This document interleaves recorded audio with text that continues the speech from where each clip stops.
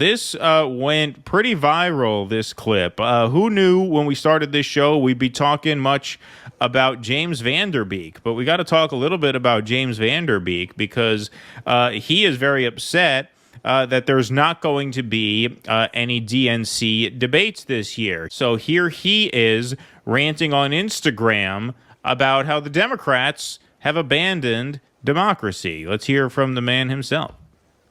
Cannot get over the fact that the Democratic National Committee is saying there will not be a debate to decide the nominee for president. Are you kidding me? There's no debate.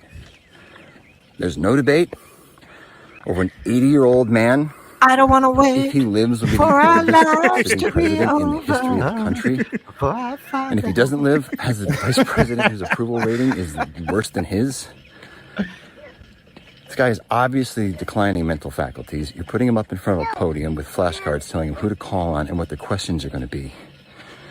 He's really going at him hard. The thing that jumped out at me when I saw this video is the backdrop, the setting. You know, he's obviously past his prime as an actor. He doesn't have to worry about, landing any big roles anytime soon. I guess that Dawson's Creek residual money is still keeping him very comfy. And so he's out in the country with his family. God bless him. But this is not how you talk. He's putting together his ranch of like-minded white Christians. Exactly. Yeah, preparing for the apocalypse. Exactly. This is not how you talk when you need to remain on the Hollywood A-list. You know, this is not the kind of stuff you say into a camera when you need to get cast in something big next year. Let's listen to him keep going. There's no debate. What about the will of the people?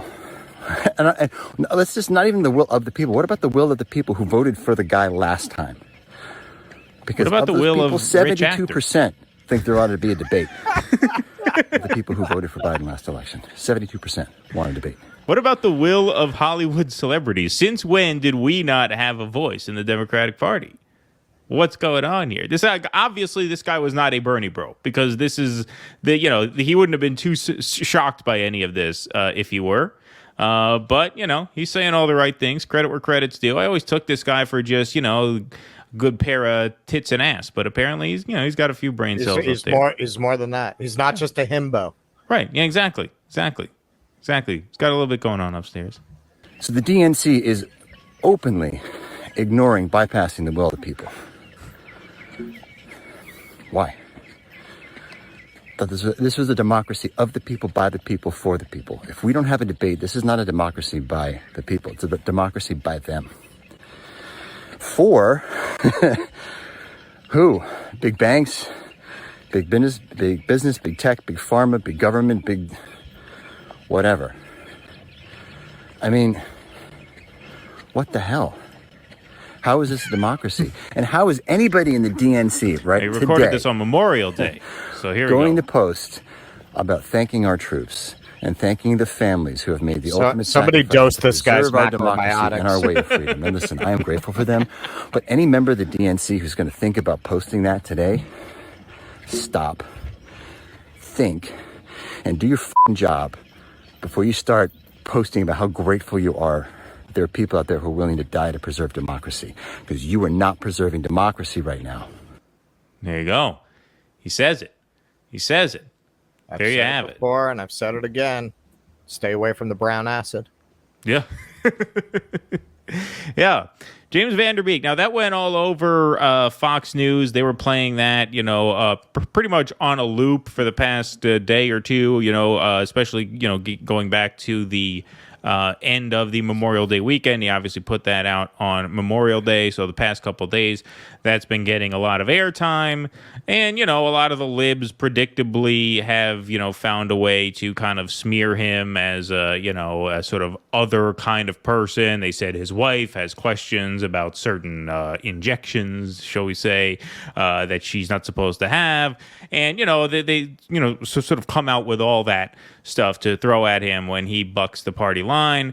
But you saw on Fox News also, there was a clip of a woman. I couldn't find this online, but I did happen to come across it somewhere where she was talking about a Democratic analyst just saying, well, no, I'm totally comfortable with the fact that there are not going to be any primary debates of any kind. Marianne Williamson's at 8%, RFK's at 20%, and we're totally comfortable with our candidate, Joe Biden, sitting pretty at 60 to 70 points, and they feel confident that he can hold that. And so no amount of shaming is going to change them. But I have to say, as much as I still maintain that the primary is unwinnable for anybody who's not Joe Biden, it is startling to see as many mainstream figures call for a sort of open process. And a lot of that has to do with some footage we're going to show a little bit later in the show about the state of Joe Biden, because as many of you know, he had a bit of a whoopsie this afternoon.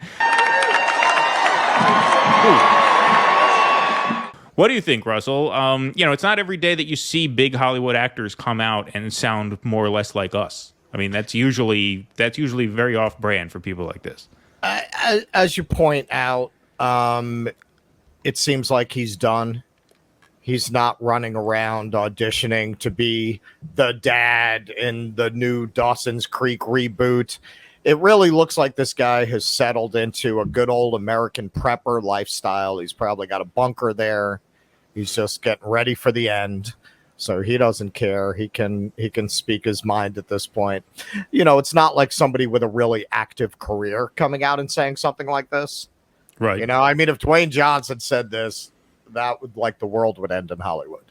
They wouldn't even know what to do with that. Who is this guy? So it's easy to take a stand when you really don't have anything to lose. Also, there's never been a Biden Democrat under 75. I've said that before. I've never met anyone who was enthusiastic about Joe Biden who wasn't about Joe Biden's age. And I think for them, it's just they're living vicariously through him. See, he can be the president. I can order off of the menu. But there's no base for him. Look, if Hillary had been elected, there would have been fanatical foaming at the mouth Hillary people for her reelection.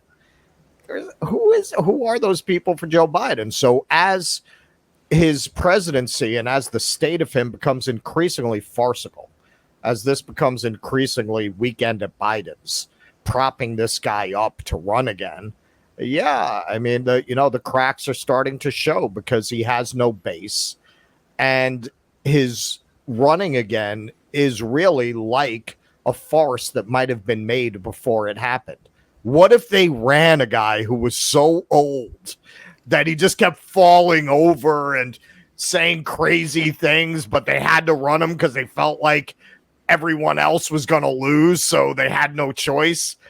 Go make that move, right? I mean, really, it's like a parody that might have been made by the Farrelly brothers before it actually happened. Please clap.